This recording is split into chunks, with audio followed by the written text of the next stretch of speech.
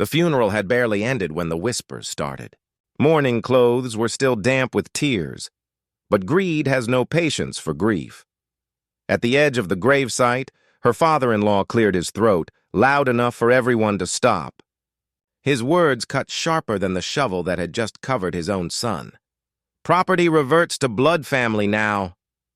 The widow froze, not because she didn't understand, but because she did. He wasn't talking about heirlooms or a piece of jewelry. He meant everything. The house she raised her children in, the business she helped build, even the bank account she once managed for her husband. In a single sentence, she was stripped of her dignity in front of mourners who hadn't even washed the dust of the grave off their hands. It should have broken her. Everyone expected it to. After all, wasn't she just the outsider? The wife who had married into a family that never truly embraced her? The temporary guest who now, without her husband, had no shield? But here's the twist. Funerals end lives, yes, but sometimes they start wars. And this war? It wouldn't be fought with fists or tears. It would be fought with papers, with signatures, with truths hidden in safes no one thought she knew about, because what her in-laws didn't realize was that she wasn't walking alone into this storm. She had already walked in with someone, her husband's lawyer. And in that quiet manila folder he carried, sealed in black ink, lay a truth that was about to flip this story upside down. But wait. Before we rush to that courtroom-like moment of shock, let's rewind. Who was this widow, really? What made her strong enough to stand silent when humiliation tried to crush her? And how did she, of all people, end up in a battle against the very family she once called her own? To answer that, we need to go back. Not just to the day she married into wealth and power, but further. Back to the days when she had nothing but grit. Back to the girl who knew hunger, heartbreak, and nights when even hope felt too expensive. Because make no mistake, this moment at the graveside wasn't the beginning of her downfall. It was the beginning of her rise. So buckle up, story lovers. From where are you watching? Drop your city name in the comments so we can see how far our story travels. She wasn't born into wealth. In fact, if you asked her about her childhood, she'd probably laugh before she cried. Because what else do you do when your earliest memories are of stretching soup with water so it could feed just one more sibling? Her name was Elena, and she grew up in a 2-bedroom house on the edge of town, a house that groaned when the wind blew too hard and leaked when the rain fell too heavy. Her father was a factory worker, her mother a seamstress who stitched not only clothes, but also the family's pride together, thread by thread. Elena was the kind of child who asked too many questions. Not the silly kind, but the kind adults didn't want to answer. Why do we never buy new things? Why does Dad look older than he is? Why does Mom cry at night when she thinks no one is watching? Her curiosity wasn't born from entitlement. It was born from hunger. Hunger for stability. Hunger for something more than a cycle of working hard, aging early, and still ending up broke. School became her escape. She wasn't the prettiest or the loudest or the most popular. But give her a textbook in a quiet corner, and she would devour knowledge like it was her last meal. Teachers noticed. Some said she had the kind of mind that could go far, maybe law, maybe business. She dreamed big. She even whispered once to her best friend that she wanted to build her own company someday. But dreams, as she would learn, are fragile things. They need time, money, and breathing room. And Elena's world gave her none of that. By her late teens, reality hit. Her father fell ill, lungs poisoned by years in the factory. Her mother's sewing jobs barely covered groceries. Elena wanted to apply for college scholarships, but instead she took a job at a local diner. She wiped tables during the day, studied at night, and told herself it was temporary. Just a year. Just until things got better. But things didn't get better. Bills piled up. Her father's hospital stays grew longer, and one night, after a particularly grueling double shift, she came home to find her mother sitting quietly at the kitchen table, the lights off to save electricity. In that silence, her mother spoke the sentence Elena would never forget. "You're the strong one. You'll have to carry us now." So she did. She tucked her own dreams away, college applications half-filled, business ideas scribbled on scraps of paper, slipped them into a drawer, and never opened it again. Instead, she picked up more shifts, She learned how to stretch $10 into 7 meals. She bartered with neighbors, mended her siblings' clothes, and even skipped meals so the younger ones wouldn't have to. And yet, for all her sacrifices, life seemed determined to test her more. At 21, just when she thought maybe she could breathe again, her father passed away. The man who had worked himself to the bone left not savings but debts. The kind of debts that don't just linger, they strangle. Collectors came calling. The bank came knocking. Her family's house, the only thing they had, was one payment away from being lost. Elena should have broken then. Many would have. But she didn't. Instead, she made herself a promise. If I can't keep my own dreams alive, I'll at least keep my family alive. That's when she met Daniel, her future husband. He walked into the diner one late evening, a tired but kind-faced man who ordered coffee and left a tip bigger than the bill. They talked. First about little things, then about bigger things. He wasn't wealthy then, not yet. But he was ambitious, smart, and most of all, he looked at her like she was more than just a waitress in a stained apron. He saw her mind, her grit, her fire. Marriage felt like a lifeline. For once, she wasn't carrying the load alone. Together, they dreamed of building something that could last. A business, a home, a legacy. For a while, it seemed to work. Daniel's ventures started to grow. Elena managed the books, cut costs, balanced ledgers until her eyes burned. The sacrifices felt worth it, but life has a cruel way of circling back. Just when stability seemed within reach, another blow landed. Daniel fell sick. Not the kind of sick a few days in bed could cure. The kind of sick that comes with specialists, endless tests, and bills that made Elena's stomach twist. She fought like she always had. She sold jewelry, tightened budgets, even let go of friendships just to keep up with the mounting costs. There were nights she lay awake, staring at the ceiling, wondering if she was cursed. Why was survival always a fight? Why did every moment of peace come with a shadow attached? Still, she pushed on. She cooked meals out of scraps, juggled hospital visits with bookkeeping, and hid her tears so her children wouldn't see. She became steel wrapped in skin, unbreakable on the outside, but carrying cracks only she could feel. The final blow came when Daniel passed. The man she had leaned on, the partner who made the struggle bearable, was suddenly gone. The house that once echoed with his laughter now echoed with silence. And just as she was grappling with grief, her in-laws circled. They didn't bring comfort. They brought questions, demands, accusations. To them, she wasn't a grieving widow. She was an obstacle. A gatekeeper to property they believed was theirs by blood. That graveside humiliation, it wasn't just about money. It was about stripping her of the one thing she had fought for her entire life, dignity. But here's the irony. Every sleepless night, every debt, every table wiped, every meal skipped, they had forged her into something they couldn't see. She wasn't weak. She wasn't disposable. She was a woman who had spent her entire life surviving storms. And this one, she was ready for it. Elena had always thought grief would be her heaviest burden, but she was wrong. It wasn't grief that broke her. It was what came after. The funeral was barely over when the whispers turned into actions.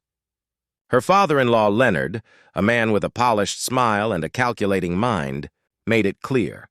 Everything Daniel left behind was family property. And in his world, Elena, no matter how many years she stood by his son, wasn't blood. At first, she thought it was just words, spoken in the fog of mourning. But then letters started arriving, legal notices, subtle threats, vacate within 30 days, accounts frozen pending review, the house she lived in, the business she helped manage, the savings she counted on, all suddenly slipping through her fingers. But here's the twist life loves to play. Just when Elena thought she had no ground left, something unexpected cracked open. One evening, while sorting through Daniel's office, she found a small locked drawer in his desk. At first, it seemed like nothing, a stack of old receipts, some family photos. But hidden beneath was a thin folder marked simply, Private. Inside were letters from Daniel's lawyer, contracts, and, most importantly, a copy of his most recent will. Her heart pounded.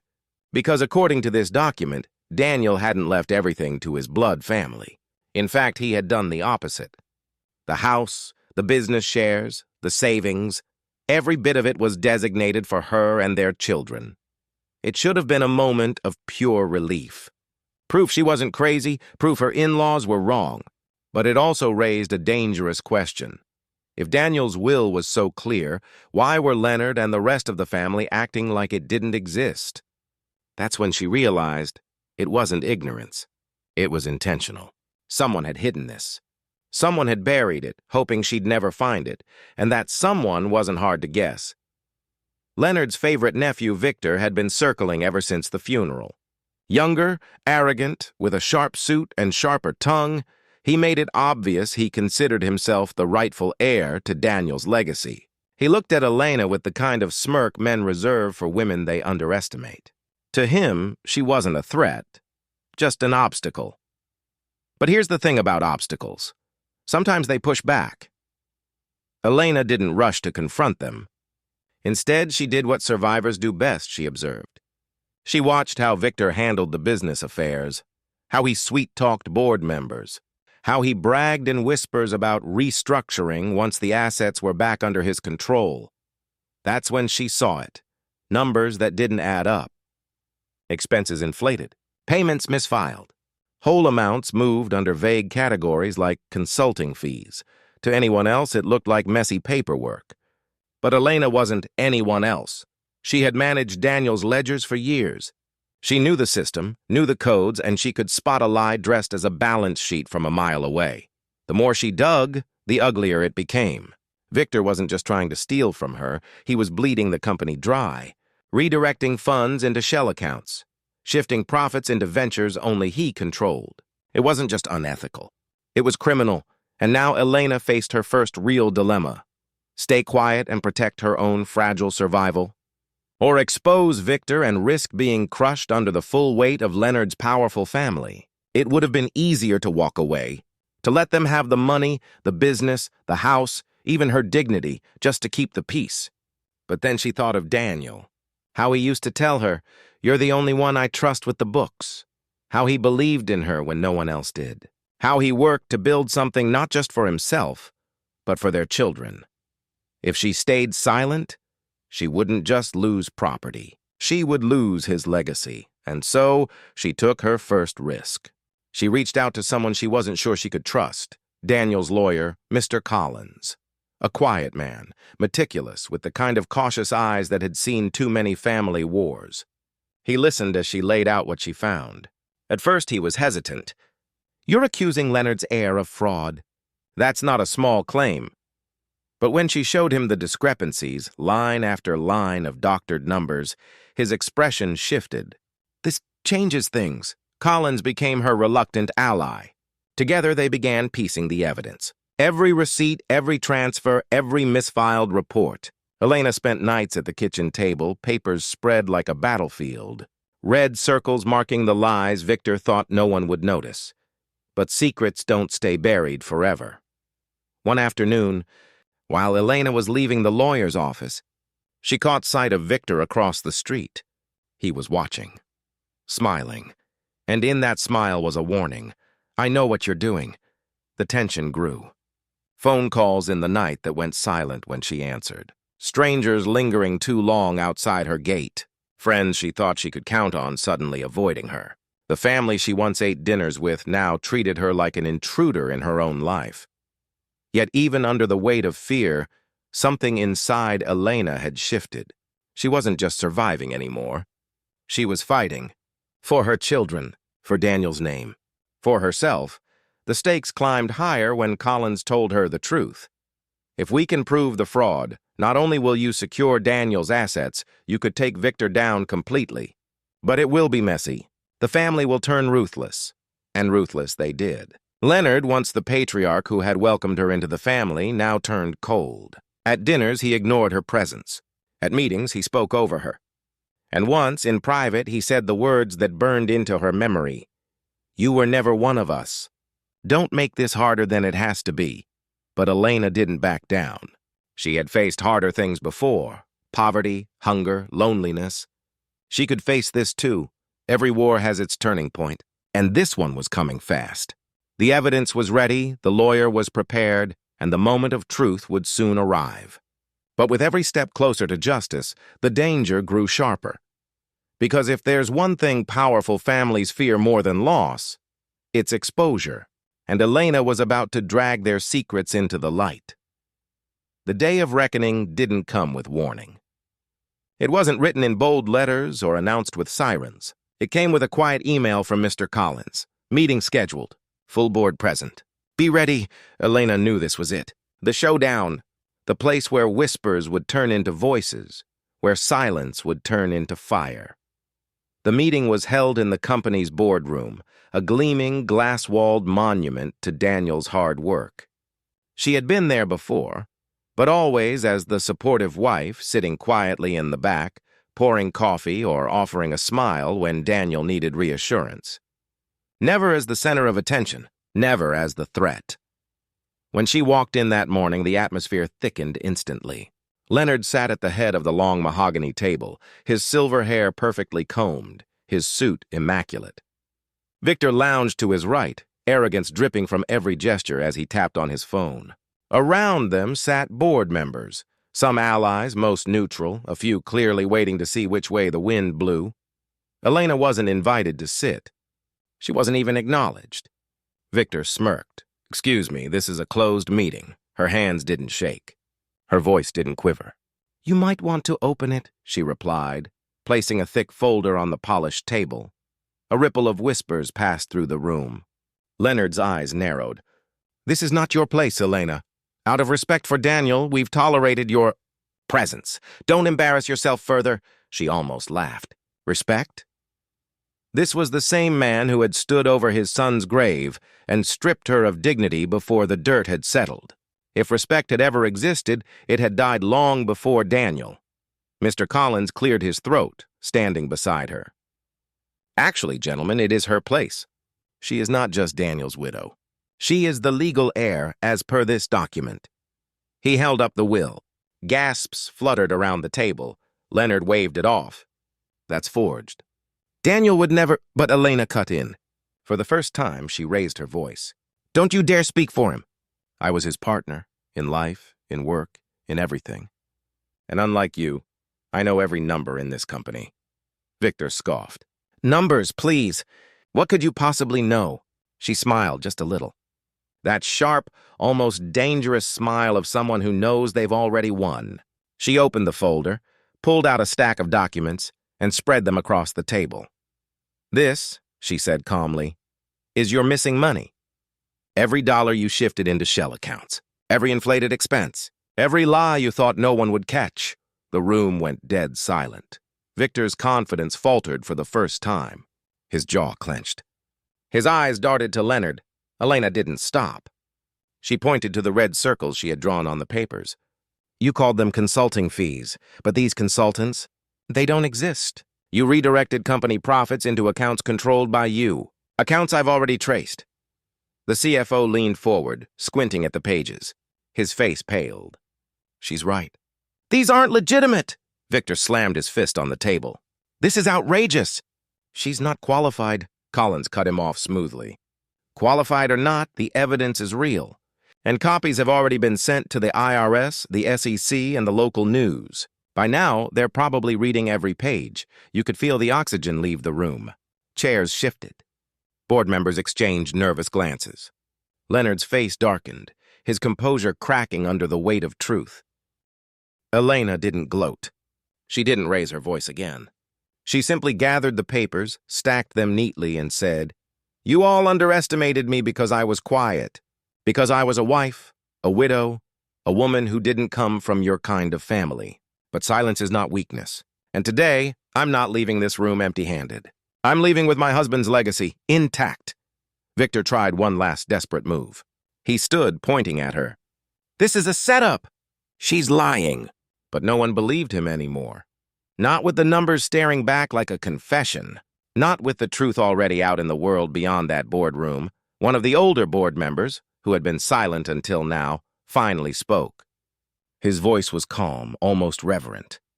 Mrs. Elena, You have done what none of us had the courage to do. You've protected Daniel's vision. You've protected this company. For the first time in weeks, Elena felt something she thought she had lost forever. Respect. She gathered her things, nodded to Collins, and turned toward the door. Before leaving, she glanced once at Leonard and Victor, two men who had tried to strip her of everything. "I'll let myself out," she said softly. And in that moment, the widow they had dismissed became the most powerful person in the room. The boardroom confrontation ended like a storm clearing the sky. For days, Ruth's name was whispered through hushed corridors and splashed across headlines she never imagined she'd be part of.